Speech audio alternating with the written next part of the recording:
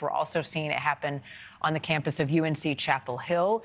We know at least one demonstrator there was arrested when officers broke up an on-campus encampment. The campus has ordered protesters there to either disperse or they'll face arrest, which we've seen, suspension or expulsion.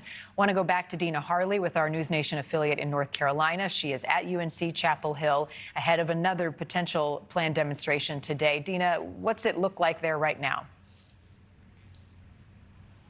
Yeah, hey Marnie, and it's still pretty quiet here on campus, and like I said earlier, an entirely different scene from what we saw early this morning. Within just the last few minutes, we learned that students are planning another protest this morning at 11:30, but you can see ahead of that, they're still setting up signs behind me here. You can see a lot of signs saying all kinds of messages saying end the genocide, save Gaza, free Palestine. If we take a look over here, we showed you this scene earlier. If you remember, this was filled with signs earlier this morning, and some of those belongings of students that were in that encampment, for the last few days. They've also got chalk out. It might be hard to see because of the shadows on the sidewalk right now, but they've been writing messages in chalk around here as well. Now, we've been here all morning. We know that at least 30 people or around 30 people were arrested today after police went into that encampment at 6 o'clock this morning. The university did send out an email around 5:45 saying that all of the protesters, all of the demonstrators had to be gone by 6 o'clock. But I heard from some of those demonstrators who said that just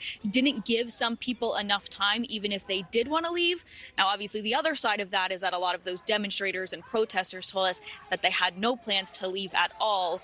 I heard from one of those demonstrators earlier today who was arrested. She told me she was in police custody for about 30 minutes or so. She showed me some of her documents from that.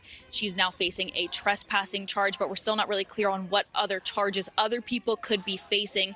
But we saw in video and saw with our own eyes, obviously, this morning, police handcuffing people, taking them to the ground, taking them out of that encampment there.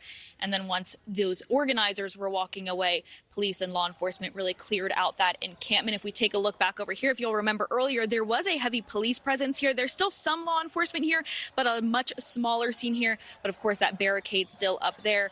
That's as students say that they plan to come back this afternoon after that protest here. We're going to be here all day. We're hearing from more of those protesters and organizers, some of them from other universities. I also spoke with law enforcement earlier today, some of them all the way from across North Carolina, from Appalachian State University, some of them from UNC Wilmington, really bringing law enforcement from all over the state. All right, we'll continue to check back in with you, Dina Harley in Charlotte. Thank you.